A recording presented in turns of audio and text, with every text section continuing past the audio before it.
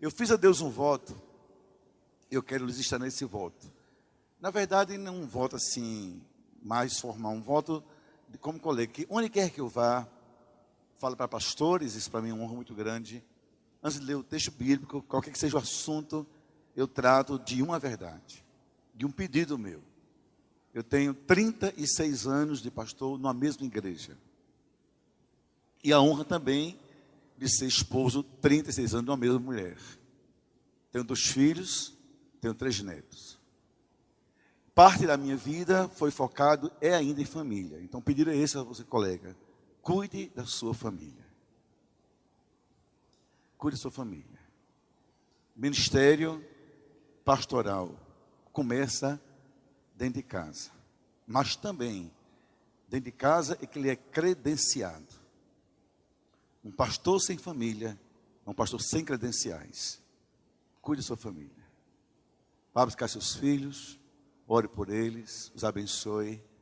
Dê a eles espaços no seu coração e no seu ministério.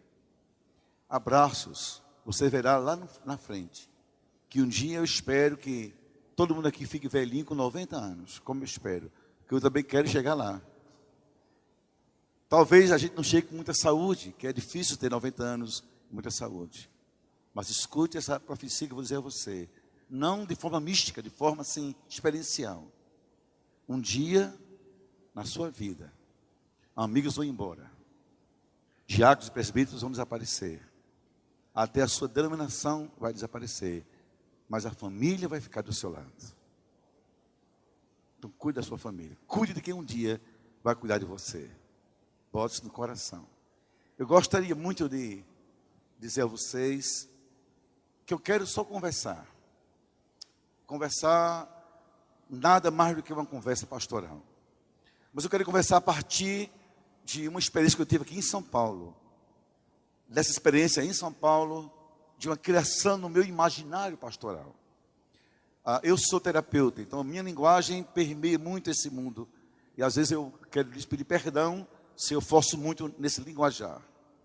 Mas o que é imaginário? Imaginário nada mais é do que a formação em nosso inconsciente de ideias, de pensamentos, de valores, de, sei lá, de configurações ao longo da vida dos anos, e décadas e séculos. A gente não dá conta disso. Você não o vê, mas ele é real. Então, há um imaginário das ovelhas em relação à imagem e à figura do pastor. Esse imaginário você não pode destruir, porque ele é construído inconscientemente, mas também ele é formado na convivência. E ninguém pode negá-lo, muito menos pode destruí-lo, pode agredi-lo, não destruí-lo. Estava aqui em São Paulo, no início dos anos, mais ou menos, perto do ano 2000, virada do século. Eu tive a honra de receber o convite de ser pastor aqui em São Paulo, na primeira igreja batista, da qual, por 27 anos, tinha sido pastor, o digno colega, e para nós batistas, uma referência assim, imensurável, pastor Irlande Pereira de Azevedo. Então, para mim foi muita honra. Como eram mudanças muito radicais de estilo de ministério, de pastorado, de vivência, meus filhos pré-universitários, eu pedi a Deus e à igreja 6 meses de interinidade, que eu viesse uma vez por mês, Pai, orando a Deus e construindo uma resposta de Deus. No final, Deus me disse claramente que não era meu lugar, nem era meu tempo. E então, é claro, eu declinei do convite, embora foi uma honra naquele momento. Mas naquele período de eternidade, eu, uma tarde, atendi uma pessoa, não da igreja, mas evangélica, que, sabendo que eu estava ali, dando um plantão, foi conversar comigo. Conversando comigo, olha só, ela começou a colocar algumas frustrações do coração de uma ovelha. Dizia-me que era membro de uma igreja aqui em São Paulo muito tradicional, se orgulhava do pastor, da eloquência do pastor, da indumentária do pastor, da teologia do pastor, mas quando queria alguns mimos como ovelha, espirituais ou afetivos, ela ia a outra igreja. Dizia assim a mim, porque lá Após o culto, há um pastor que me abraça, alguém que me telefona durante a semana, alguém que ora por mim. Disse, na semana, quando me senti enferma, com uma crise no corpo e na saúde, tinha uma igreja que me ungia. E eu ia escondida do meu pastor, escapando devagarzinho, para dizer assim, outro pastor, por favor, me unja, eu estou doente. E quando meus filhos precisavam de maior assistência, eu ia buscar no outro canto. Ela colocou isso, desabafando, como quem diria assim, quem sabe se um dia, se o senhor fosse meu pastor, em qualquer outra igreja, eu seria atendida nessas minhas carências. Claro que não seria. Quando ela foi embora, aquilo ficou na minha cabeça, remoendo, trabalhando. Aí eu tenho uma sensação estranha. Escute bem, muito estranha. Entre eu e Deus no hotel, voltando depois para João Pessoa, isso foi concebido na minha alma. E que em João Pessoa, minhas ovelhas, tinham alguns orgulhos de mim, aqui entre aspas, porque não cabe essa palavra no sentido mais denso. Dizer, meu pastor, no caso Esteva, que é uma coisa minha, pessoal, é formado em tais cursos, sou meu pastor intelectual. Meu pastor prega muito bem, vale a pena levar meu amigo. Meu pastor isso. Mas percebi em mim muitas carências. Eu sabia que ovelhas minhas não diriam algumas coisas importantes a meu respeito. E aquela conversa com aquela senhora despertou isso em mim. Por exemplo, eu sabia que minha ovelha minha diria assim, quando eu quero oração, de joelhos, é o meu pastor que eu procuro. Eu sabia que isso não acontecia.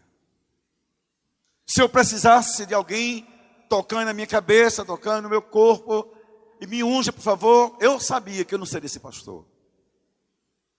E eu também sabia que em algumas áreas da vida eu não tinha como ajudar. Pelas minhas ausências e também pelas minhas próprias deficiências e dentro do meu mundo pastoral. Isso me deixou em crise, porque eu tinha mais ou menos na época 28 anos de atividade pastoral, ou 25 anos. Eu disse, Deus, como é que pode? Como é que eu tenho orgulho de coisas desnecessárias? E como é que eu não me dou conta de um alimento, de áreas, e que ovelhas minhas precisam outros para serem supridas? É como um pai que chora, porque seu filho, quando quer um abraço, um afago, procura um tio e não procura o pai. E diz assim ao pai, meu tio me escuta, o senhor não. Ele me entende, o senhor não. Durante algum tempo, irmãos, eu fiquei pensando. Até que um dia, pastor Jorge Linhares, vocês conhecem de BH, querido amigo, colega, convidou-me para um evento que ele tem em Belo Horizonte, chamado Segredos do Coração. Acho que o Edson já sabe desse evento. Para eu pregar para pastores. Eram 2.000 colegas de vários ministérios no dia. E eu disse, Deus, vou falar como a primeira vez que eu ia pregar na igreja dele, o Jorge Linhares, querido colega. Aí me veio então uma metáfora que eu trago aqui para vocês, depois de pensar, repensar e reescrever o que eu disse um dia. Isso já é uma reconstrução a partir da depuração das coisas. Permeando o mundo das ovelhas, eu fiz uma viagem. Eu saí da cadeira pastoral, que hoje eu nem mais coloco na minha igreja na frente. Não tem mais cadeiras na frente. Desde então, eu me sento assim na igreja todo domingo. Eu quis me sentir ovelha. Queria ver-me como ovelha. Sentir-me como ovelha. Eu nunca tinha sido ovelha conscientemente. Porque com 18 anos, eu me converti. Com 19 anos, fui ao Seminário Batista no Recife. Com 22 me formei, fui pastor na minha igreja de jovens. Com 23 assumi a igreja oficialmente. Lá estou por esse tempo. Minha única igreja, meu único amor ministerial, também minha única experiência. Na época eram 400 pessoas, sofrendo muito comigo, pelas minhas imaturidades. Hoje somos algumas, sei lá, muitas pessoas, um pouquinho mais do que isso. Com 5 cultos dominicais. Depois de tantos anos, eles me ensinaram a ser pastor. Então eu fui o mundo das ovelhas. Fui ao imaginário das ovelhas. Tentar colocar-me ali. Eu queria lhe convidar comigo hoje. Olhando para a tela, eu quero pensar sobre esse tema. Que pastor eu gostaria de ser, de ter? Não muito ser. Porque quando o pastor fala para pastor, a gente fala muito da nossa experiência, desafios. A gente corre até o risco, às vezes, nem sempre, de esnobar um pouco. Nos sentimos estrelas entre constelações. E a gente sabe que isso não funciona. Pastor de verdade, não é fácil ser pastor de verdade. Pastor de verdade, o preço é muito alto. Não é só um gestor, não é só um gerente eclesiástico, não é só um pregador, escritor. Isso são funções nobres. Mas ser pastor tem a ver com ser para alguém. E esse alguém, de forma coletiva, tem um nome: ovelhas. É ser para o outro. É pagar o preço de ser para o outro, porque se é também para o outro, nós somos a serviço de alguém chamado Jesus Cristo, para cuidar de outros alguém que Ele coloca em nossa vida. Que pastor eu, Estevão, naquela minha crise, queria ter, para sentir-me bem pastorado? Essa é a minha pergunta nessa manhã. Vamos olhar, por favor, para a tela e vamos caminhar comigo. Eu queria ler 1 Pedro 5, de 1 a 4, se você pudesse abrir, marcar. Também vou projetar para ficar mais fácil, no caso, ajudar se alguém tiver dificuldade. Você sabe que o termo presbítero se refere, claro, à função pastoral. Também e primeiramente, não é? Aos presbíteros que estão entre vós, eu, Pedro Admoesto, que sou também presbítero, e testemunha sou das aflições de Cristo, e participante da glória que se há de revelar. Apacentai o rebanho de Deus. E a função do pastor é de apacentar isso, que está entre vós, tendo cuidado dele, não por força, mas voluntariamente, nem por toda ganância, mas de ânimo pronto. Nem como tendo domínio sobre a herança de Deus, mas servindo de exemplo ao rebanho. E quando aparecer o sumo pastor, alcançareis a incorruptível coroa de glória. Meus irmãos, isso me treme. Vocês porque me treme. Em 2005, eu fui convidado em João Pessoa para ser candidato a senador pelo meu estado. E o convite veio do governo do estado, da estrutura da máquina do estado. E a época o governador chama-se Cássio Cunha Lima. Hoje é um senador em destaque, sobretudo nesse momento do Brasil, do PSDB. E o Cássio ligou para a minha casa. Numa segunda-feira disse: pastor, cumprimentou-me. Eu disse: governador, que surpresa é essa? Eu queria lhe fazer um convite, governador, ou pastor. Aí contou a história de uma reunião que tiveram no domingo. E nós queremos lhe convidar para ser seu candidato a senador do nosso estado. A gente sabe que o senhor não tem dinheiro, o senhor é pastor, o seu nome é rico. Então a gente banca tudo. A campanha, a imprensa, a divulgação, só quer o seu nome. Disse assim: já consultei tudo que é possível de forças sociais e políticas, inclusive a Arquidiocese da Paraíba, maçonaria da Paraíba, essas coisas todas, até para mim um mundo estranho, de associados, todos disseram: se for pastor Estevão, a gente apoia. Então, não é tempo, pastor, de o senhor esquecer um pouco a igreja e pensar no estado. O senhor não já deu muito para Deus, para esse povo, agora serve a gente. Claro que durante alguns segundos isso foi um telefonema. Isso mexeu com o meu ego, por segundos. Não vou lhes negar. Porque os segundos, uma vaidade estranha percorreu as minhas veias humanas. Me vendo num carro preto, me vendo em Brasília, me vendo com motorista, com segurança, com imprensa, dando explicações. Questão de segundos, eu também me vi como Jesus diante, ali no pináculo do templo, diante da tentação, de tudo, está vendo, é seu, basta dizer sim. Basta dizer sim. Mas é uma consciência, o Espírito me inquietou. Seu tempo aí não terminou. E não troque não troque o meu manjar por lentilhas vãs. Não troque.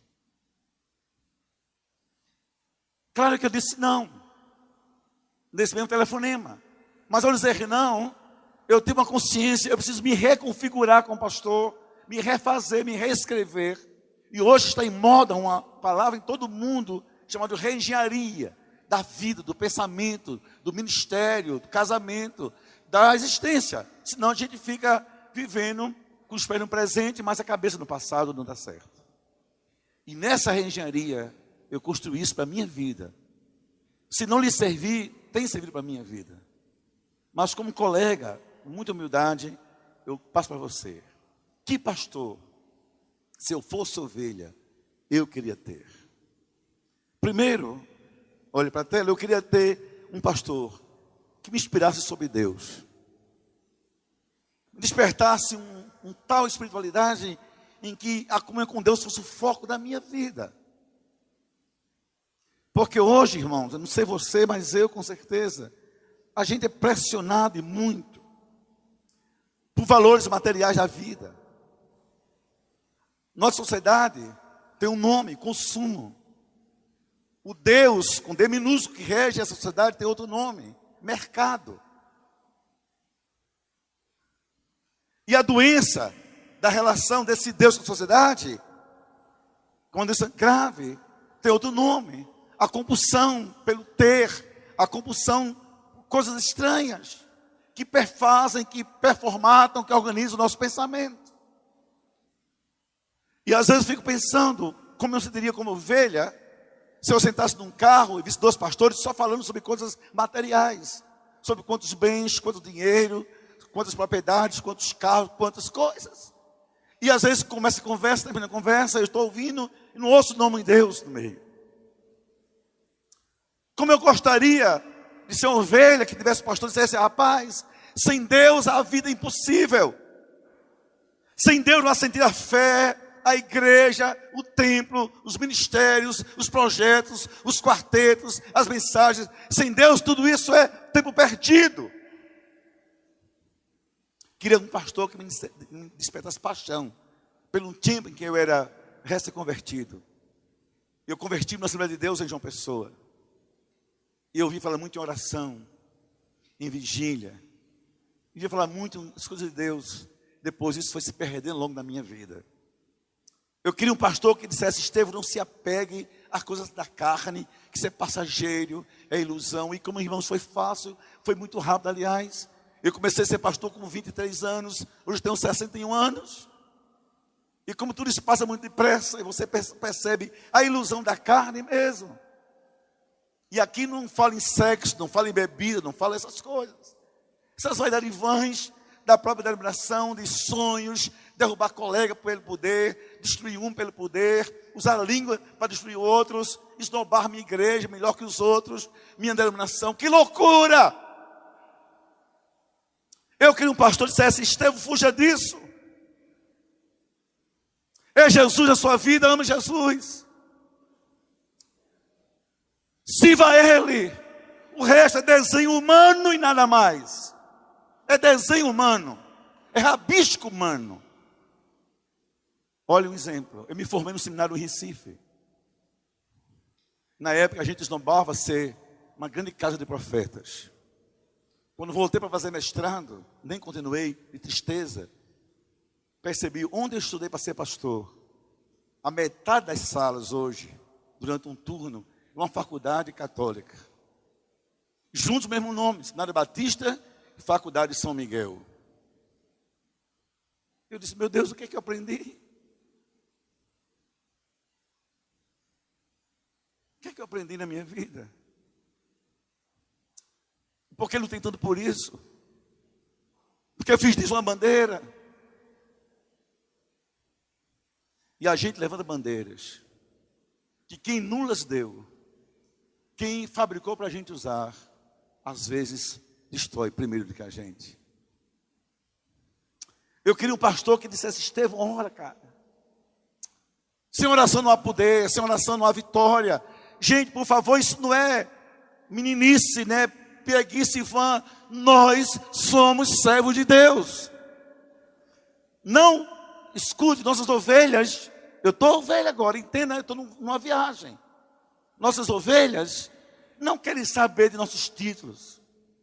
O que traz uma ovelha orgulhosa, nesse seu pastor é doutor, é pós-doutor, é tridoutor. Isso é bom para a gente, mas escute, nossa ovelha enche o coração para dizer: meu pastor é um homem de oração. Meu pastor ora comigo, toca em mim, me abraça para orar, me diz: eu vou orar e Deus há de falar pela minha vida, para a sua vida. E eu digo a vocês, eu não vou dizer, sempre gostei de estudar, sempre me preparei para a vida. E se eu fosse ser importante pelos meus títulos, minhas ovelhas tinham muito orgulho de mim. Escute, alguns deles foram vergonha para o meu rebanho. Nosso pastor é sociólogo, mas não ora com a gente. É psicólogo, mas não sabe entender a gente. Para que essas coisas? É bom estudar, mas ser pastor tem a ver com as demandas das ovelhas. Eu queria um pastor que dissesse: eu vou aí orar por você. Pega o telefone, vou orar com você. Desde então eu tenho feito. Isso faz diferença muito em nossa vida. Queria um pastor que de verdade encarnasse para mim, como ovelha, duas coisas lindas: a graça e a compaixão de Deus. Que com o tempo, eu não sei se eu estou certo ou errado, mas parece que nossas lutas pastorais, nossas líderes, a gente vai acumulando amarguras com pessoas, amarguras até com Deus, muitas vezes indevidamente. Algumas frustrações, a gente fica nos tornando pessoas azeiras, amargas, secos. E pastor que não abraça, que não afaga, que não fala sobre graça, que não perdoa, que não escuta, me explique. Que tipo de homem é esse? Para que serve esse dentro do mundo das ovelhas? A gente acusa tanto uns aos outros, que fulano é isso, fulano é palha, fulano é carnal, fulano é vaidade. Que coisa horrível. E esse hábito de só lidar com coisas negativas também nos sequestra valores de Deus em nós. Porque na verdade, irmãos, a gente é para as ovelhas a projeção do que nós somos dentro de nós mesmos, nossas verdades. Semana retrasada, aliás, 21 dias, vivi um drama, contei à minha igreja isso, que ele me permitiu contar. Por isso eu lhes falo que ele me permitiu, sem ter o nome em falar. Um rapaz da minha igreja, formando de história, ligou para mim. Disse assim: o senhor toparia almoçar comigo? Escute isso, Edson. Posso? Fomos almoçar juntos no restaurante de João Pessoa. Olha a conversa. Tremendo. Quer dizer ao senhor que eu acho que sou gay. 20 anos de idade. Quer dizer ao senhor que ontem eu conversei com meu pai sobre isso. Sobre minhas lutas sexuais, minhas crises sexuais. Meu pai quase me mata. Meu pai bateu em mim. Meu pai me expulsou de casa. Quer dizer ao senhor que na solidão da minha madrugada, sem nem sequer entender-me, eu disse: eu vou falar com o pastor. Sabe o que ele disse? Eu sei que o senhor não vai concordar. Eu já ouvi do senhor pregações demais sobre sexualidade. Eu sei que o senhor não vai dizer: fulano, siga em frente. Mas eu lhe peço, não me abandone. Eu não quero sim ou não. Eu quero uma certeza, não estou só. Me ajude que eu estou sofrendo. Aí eu abracei no restaurante. Corri um risco. Mas eu era um pai ali, pastor. Deu um cheiro na cabeça. Disse assim: meu irmão, eu não vou dizer nada ainda, a não ser uma coisa. Eu vou pedir a Deus graça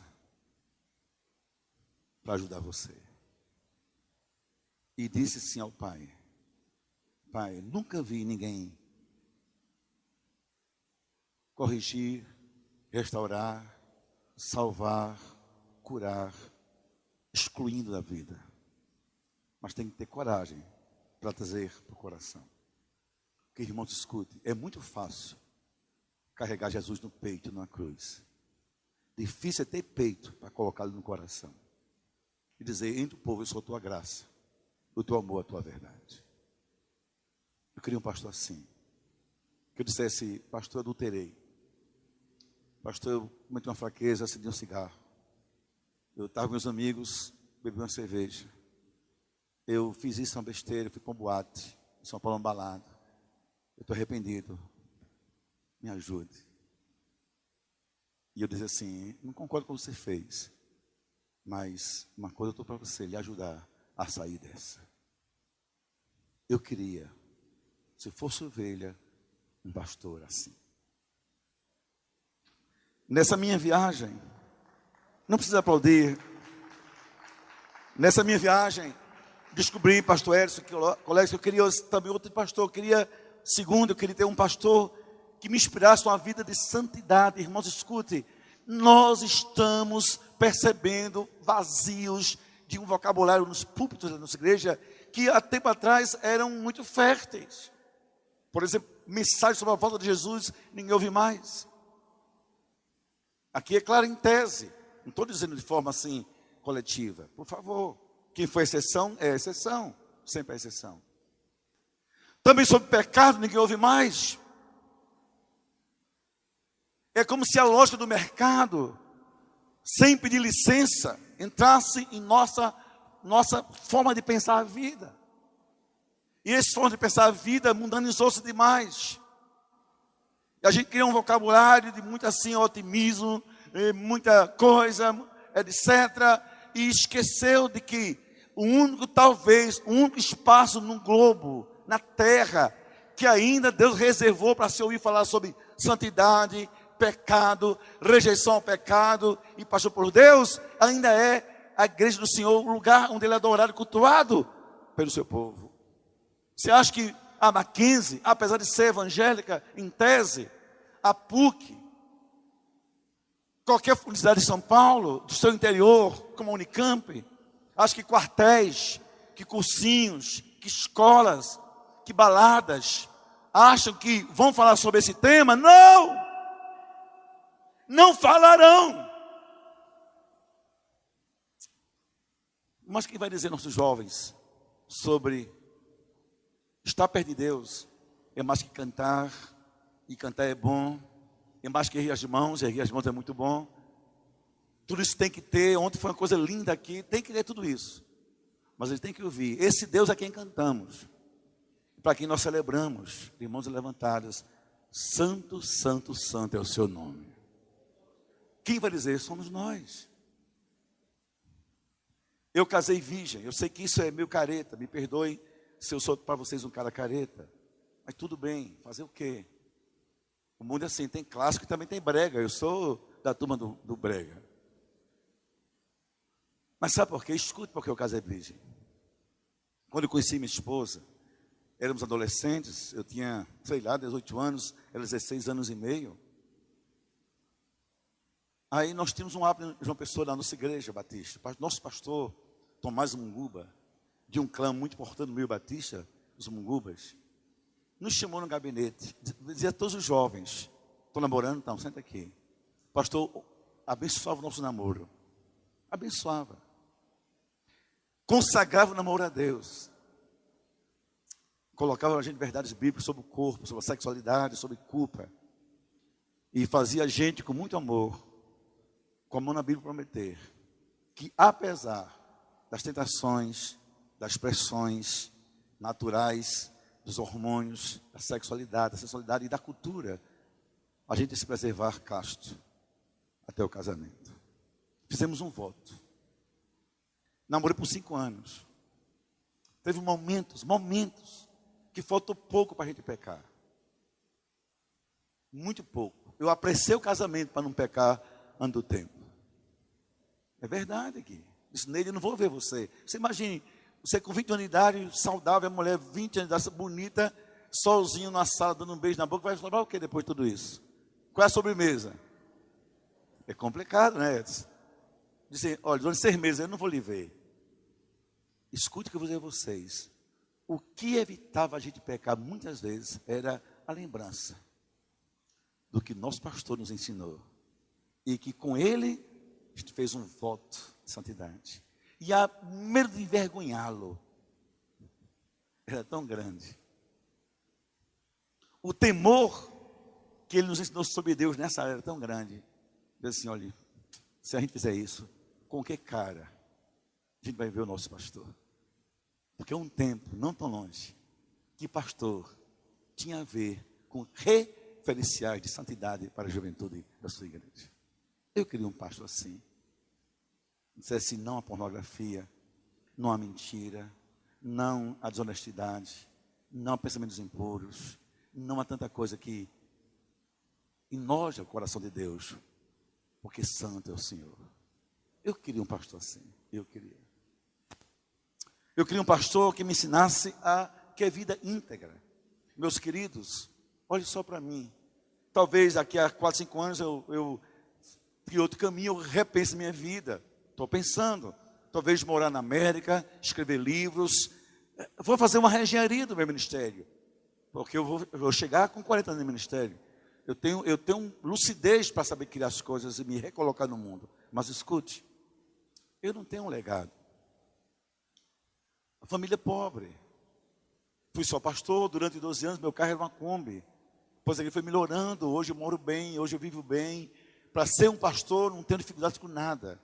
Tenho meu apartamento com minha esposa, meus filhos formados, casados, minha filha, meu genro é meu pastor de jovens, e é quase já um juiz federal, meu filho é um advogado bem-sucedido, minha mulher é nutróloga. A gente tem uma vida material resolvida. Mas olhar para trás, o meu legado para eles não será fazendas, apartamentos, iates, mansões. Será o meu nome, a minha história. Sabe por quê? Eu disse ao meu filho, até um perigo de ser mal compreendido numa linguagem semi-espírita, mas era só uma linguagem. Que no dia que eu morresse, imagina o culto fúnebre na minha igreja, que pelo menos isso espero que tenha. Não é possível que não bote meu caixão lá, não é possível.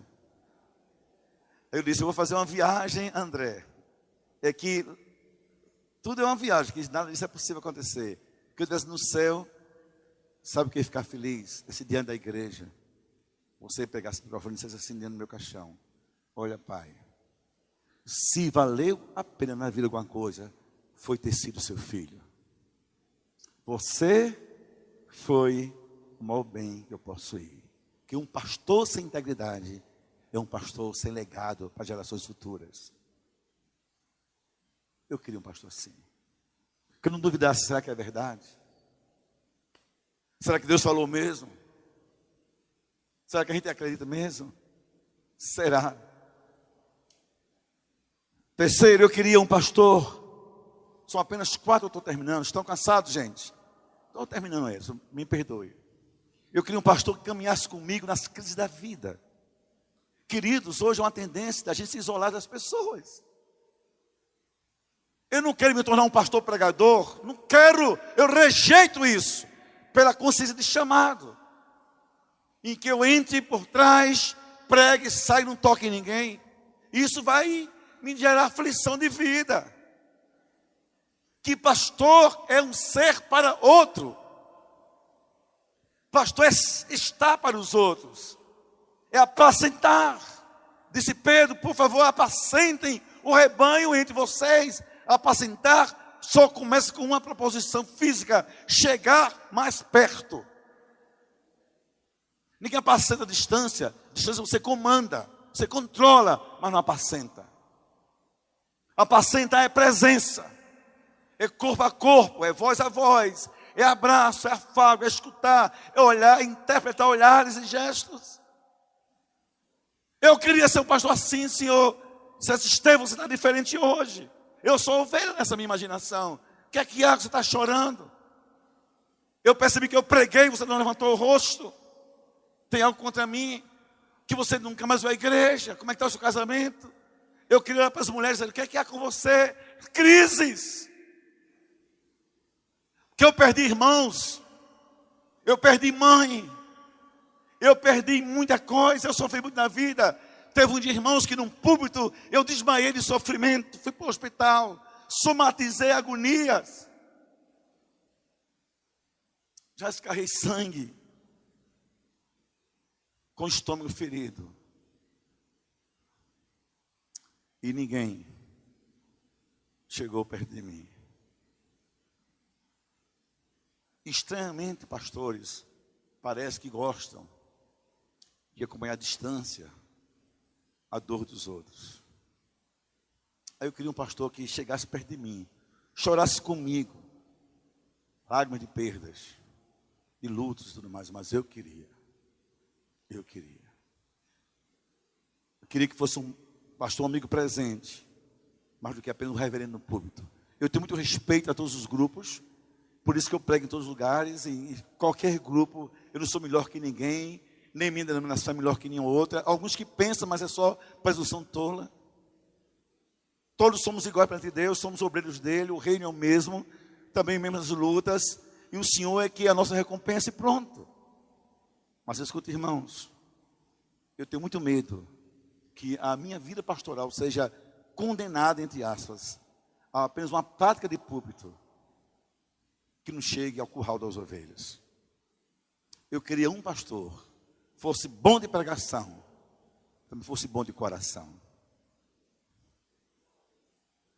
Como eu queria que dissesse: estou ligando, porque eu senti sua falta, Estevão.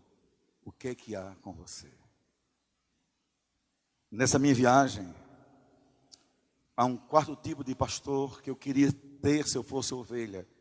Eu queria um pastor que fosse tão humano quanto eu, sem máscaras.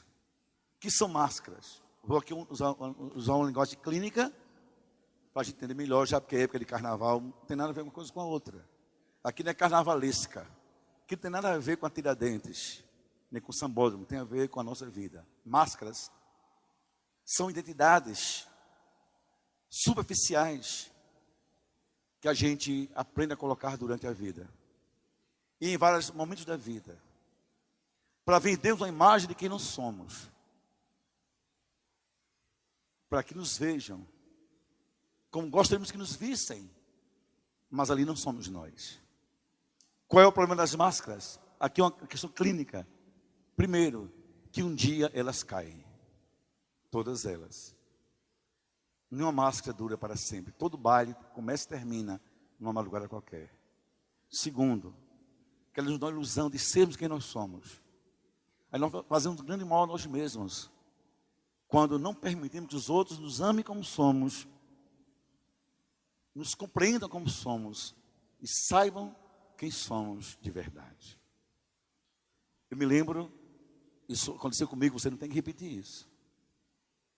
Que nessas coisas da vida, um sábado à noite, eu não sei também por que razão, eu e minha esposa Neide tivemos uma discussão na cama, antes de dormir.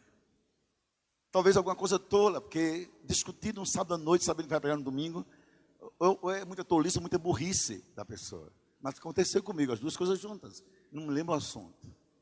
E a coisa esquentou, de tal forma que nem eu, nem ela nos dobramos um ao outro.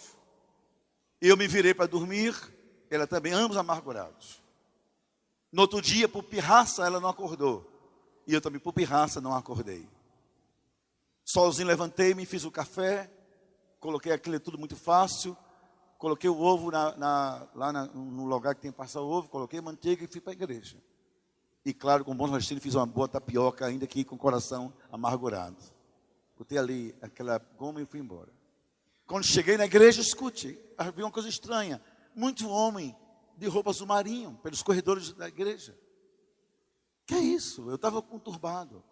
Aí alguém me lembrou. Hoje, pastor, é a ceia do Senhor. E na minha igreja, dia das seus diáconos, vão sim, bem a caráter. Ceia do Senhor. Eu disse: e agora, Jesus? Ceia do Senhor. E eu com fome de perdão, com fome de afeto e também envenenado por dentro. O culto começou e eu coloquei uma máscara. A máscara dominical. Ponde-vos em pé, povo de Deus. Numa boa igreja batista tem uma liturgia do culto. Prelúdio, interlúdio, louvor, toca o culto. A uma hora ia chegar a mensagem, a ceia.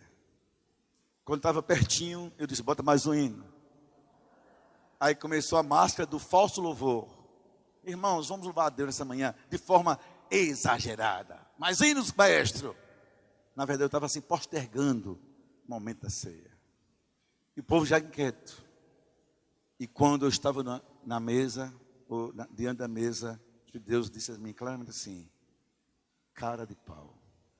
Assim para mim. Que o Espírito fala a linguagem de cada povo. No Nordeste é cara de pau. É caba safado, é caba da peste. Não é reverendíssimo Estevão, não é caba safado. É possível que você vai nessa ceia. Cara de pau você. A esposa em casa, amargurada. Você agrediu com palavras. Vocês estão feridos. O que você vai fazer quando ler aquela parte? Examine-se a si mesmo. Vai dar ceia? Vai manter essa máscara? E quando começou a ceia, eu não aguentei. O Espírito foi mais forte do que a minha máscara.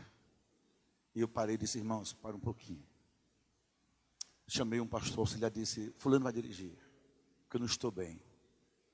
Não estou bem com a minha mulher. Ontem nós discutimos uma tolice que virou uma guerra. Saí sem falar com ela, sem pedir perdão. Por favor, não me sinto digno de ministrar ceia. Me compreendam, não me julguem, mas orem por mim. E me sentei. Quando acabou a ceia, também não fui à porta nesse dia. Não aguentava, eu estava fisicamente, moralmente exausto.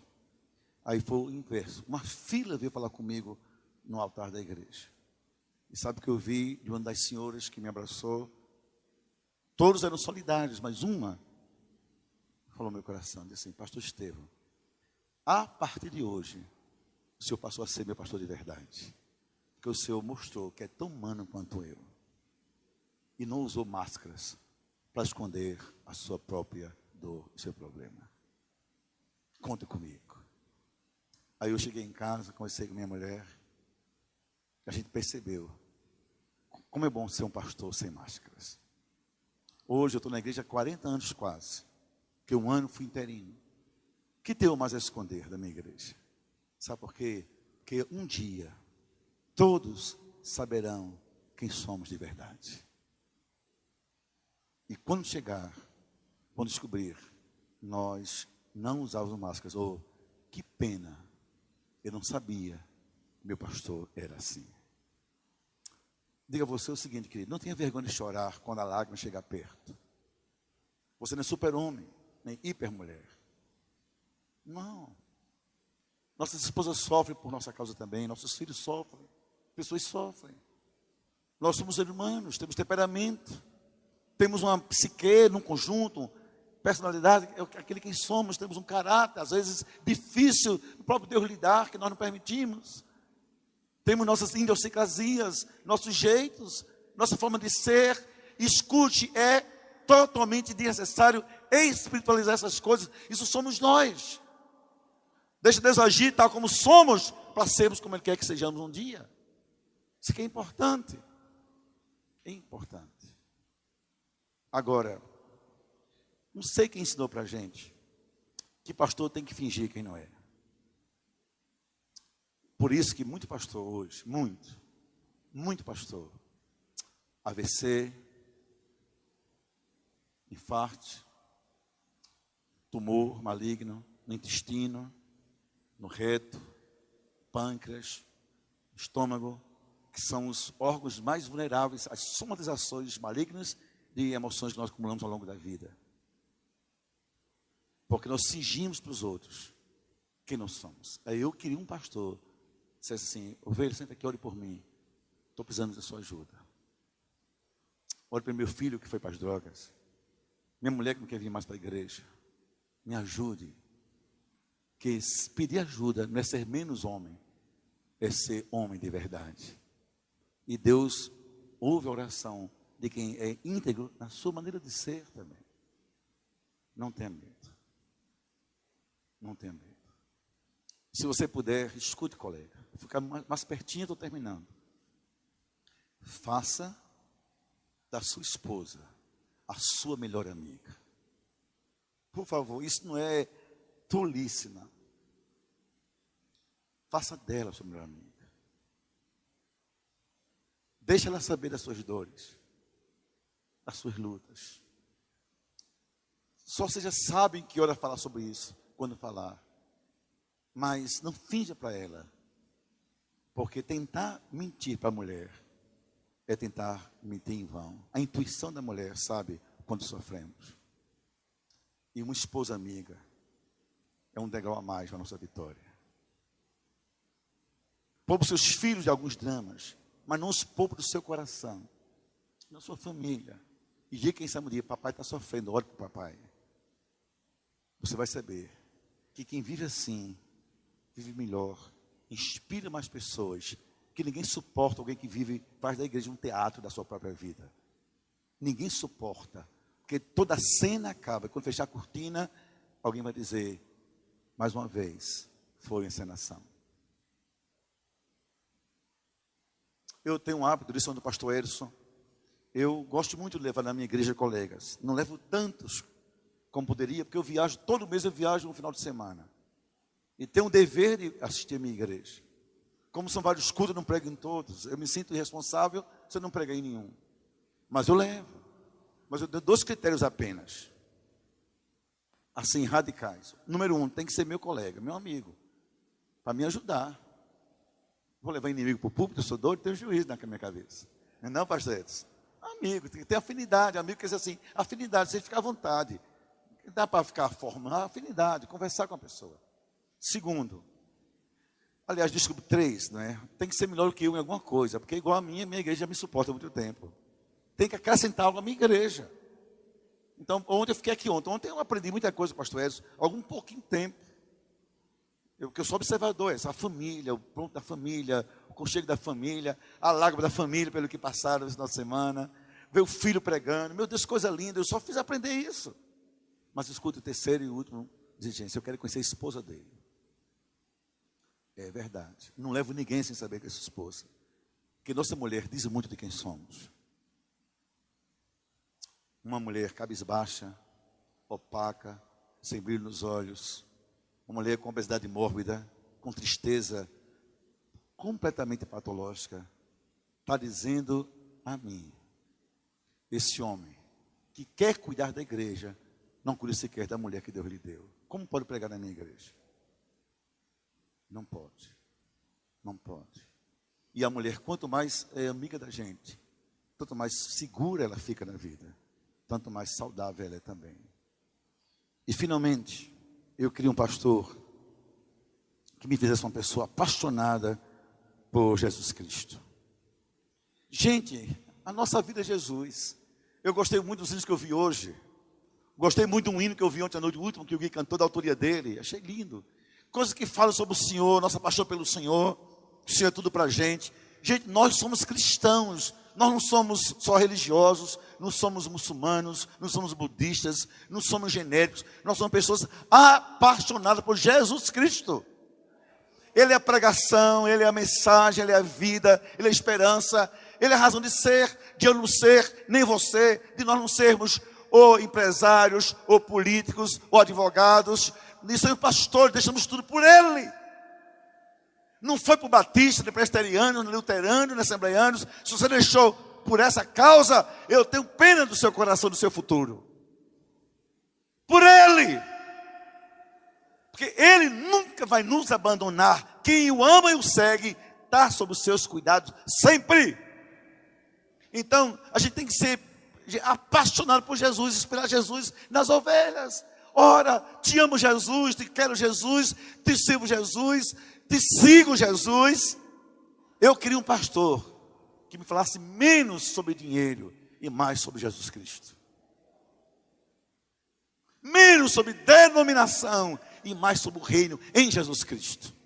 Um pastor que me fizesse ser apaixonado por quem salvou a minha vida e com quem eu vou viver a eternidade. E às vezes a gente nos púlpitos falta de pregação sobre Jesus. Porque ele é tão simples, Jesus, a gente é tão complicado. A homilética nos ensina a complicar tudo. Só Jesus. Só Jesus. Mas a gente vai por um caminho, quando chega Jesus, já cruzou Jericó, ninguém vê mais nada. Ninguém escuta mais nada, acabou-se tudo. Jesus. Gente, eu queria um pastor que me inspirasse uma vida de oração. Eu usei isso porque, e aqui eu estou terminando. Porque, como alguns de vocês, não todos, eu passei muita luta na minha vida. E houve um tempo que a luta foi muito intensa na minha vida. Muito intensa. Essas coisas que alguns passam no meu ministério, sei lá, eu passei uma ruptura, uma coisa tão difícil. Aí eu fiquei assim meio atônito. Olha o que acontece.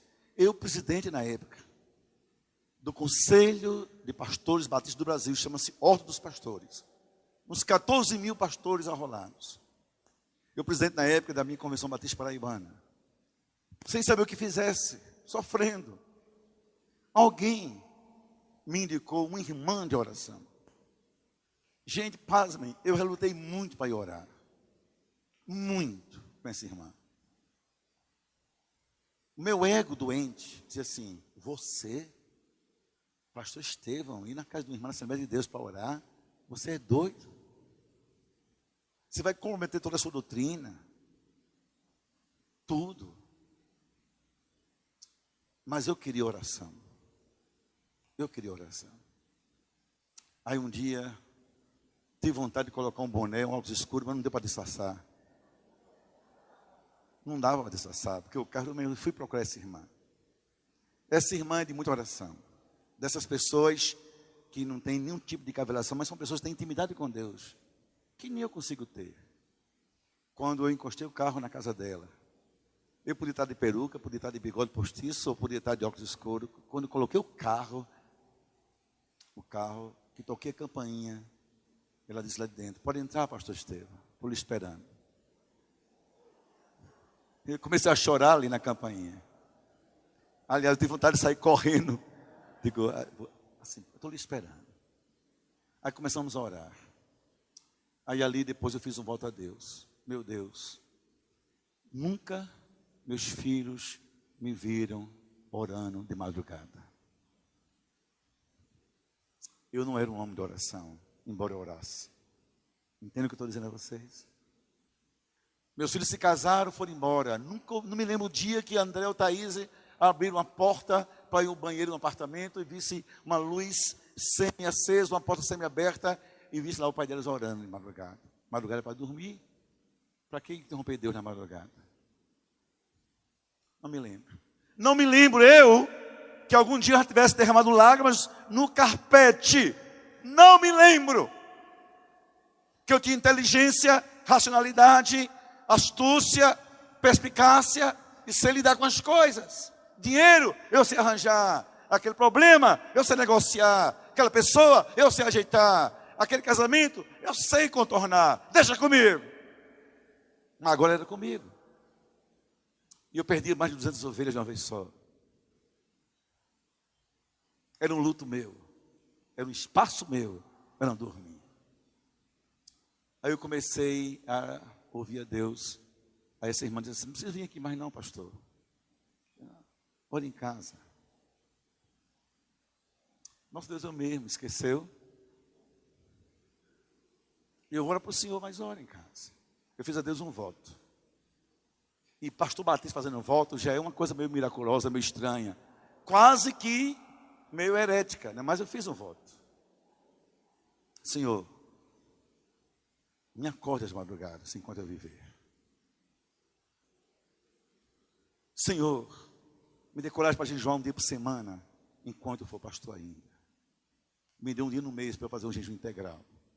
Eu quero pagar o preço de sentir-me fraco em tua presença, para saber que tu és a força para a minha vida. Aí comecei a orar. Faço até hoje, já fiz hoje de manhã no hotel onde eu estou. Até sinto uma alegria de saber que lugar de pastor não é somente o púlpito, é também em casa, no seu cenáculo de oração. Mas eu não era um homem assim. Aí eu descobri, eu queria ter um pastor que orasse por mim e comigo, como eu fiz com procurei um irmão um dia. Que ninguém me procura, pastor, eu vim orar, o senhor orar por mim. Por quê? Que dor eu senti. Mais de 1000 ovelhas, nenhuma me procura, queria o senhor ora comigo. Talvez eu me sentisse incomodado, talvez eu achasse que eu não tivesse esse nível com Deus de intimidade. Mas eu, sendo ovelha, queria um pastor que eu dissesse: meu pastor não tem muitos títulos, mas um homem de oração. E isso faz dele um homem de Deus na minha vida. Eu queria um pastor que me ensinasse a ouvir a vontade de Deus sempre. E eu sei que é difícil, irmãos. Olha esse rapazinho que eu falei agora. Está nas minhas mãos o quê? Muita coisa, sexualidade, identidade, conflitos, crises, pecado, confissões, o futuro de uma vida. E vocês sabem quanta gente chega para a gente, pastor, ore por mim. Que curso, que casamento, que viagem, ore por mim, Deus vai lhe falar. Esse mito católico que permanece em nossas ovelhas. O Senhor fica mais perto do homem, então fale com ele primeiro. O Senhor tem mais merecimento, a gente sabe que não é verdade. Mas eu decidi que se eu fosse ovelha, eu queria ter um pastor que orasse comigo, que me ensinasse o caminho do altar. Irmãos, e finalmente, eu coloquei a última imagem, que eu quero orar com você. Nesse meu desabafo pessoal, meus colegas. Se eu fosse um ovelha, eu queria um pastor que me amasse pelo que eu sou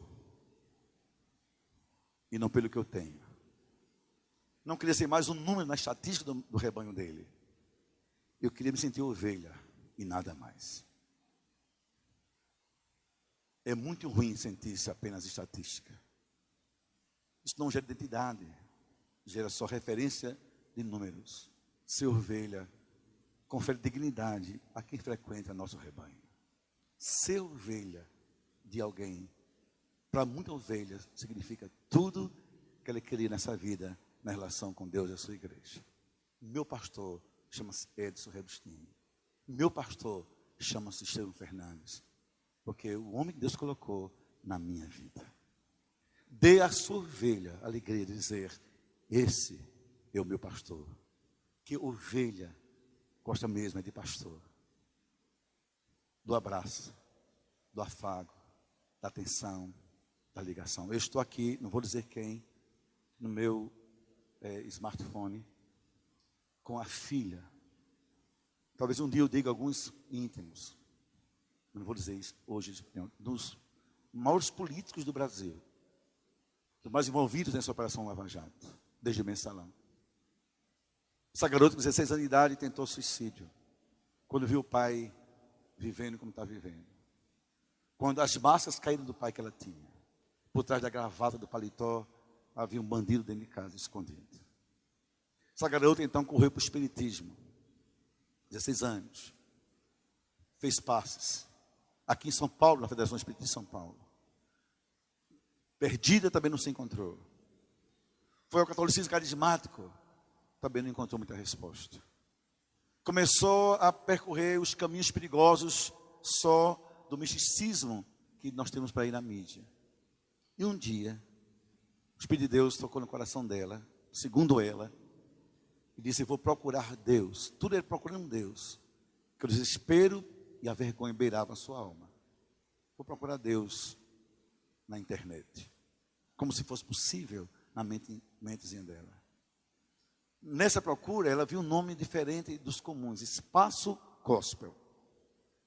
Espaço Gospel é o nome que eu dou aos núcleos da minha igreja, setoriais. E é um grande ambiente que eu tenho em João Pessoa, que eu posso lá colocar 3.000 pessoas, então só tem 1.000 cadeiras, que eu faço 2 cultos por domingo, porque não tenho que colocar todos os carros. Escute bem, Espaço Gospel, está na internet. Ela acessou esse nome, achou diferente, talvez achando que fosse alguma coisa mística. Quando acessou, havia uma mensagem de alguém falando. Por acaso era eu, podia ser outra pessoa. Sobre a graça de Deus. Eu me lembro que eu dizia algumas coisas sobre o Deus da misericórdia e da graça. Eu sei que essa garota foi tocada por Deus ali, localizou quem era aquele homem falando. Depois de muita luta, conseguiu em São Paulo quem que era eu. Passou e-mail com muito medo e pediu-me, por isso que eu preservo, digo no nome do pai dela: sou filho de fulano, mas contou a história. Ainda hoje nos falamos. Aqui, ela está em Brasília. Para dizer: pastor, eu não quero mais religião. Eu não quero mais igreja. Eu estou perdida. Por favor, me ensine o caminho para o colo de Deus. O caminho de Deus para a salvação, sabemos, Jesus Cristo só tem Ele. Mas talvez, para muita gente em São Paulo, nós sejamos o caminho para o colo de Deus. para o abraço de Deus, para a palavra de Deus, para o resgate de Deus, você entende que não há, nessa hora, função, vocação melhor do que ser pastor. É ser graça de Deus em vidas que vêm buscá-lo através dos seus servos. Deus abençoe a todos vocês. E que hoje vocês sejamos pastores que as ovelhas querem ter. Quem sabe, segundo o coração de Deus. Obrigado e Deus abençoe a todos. Em nome de Jesus.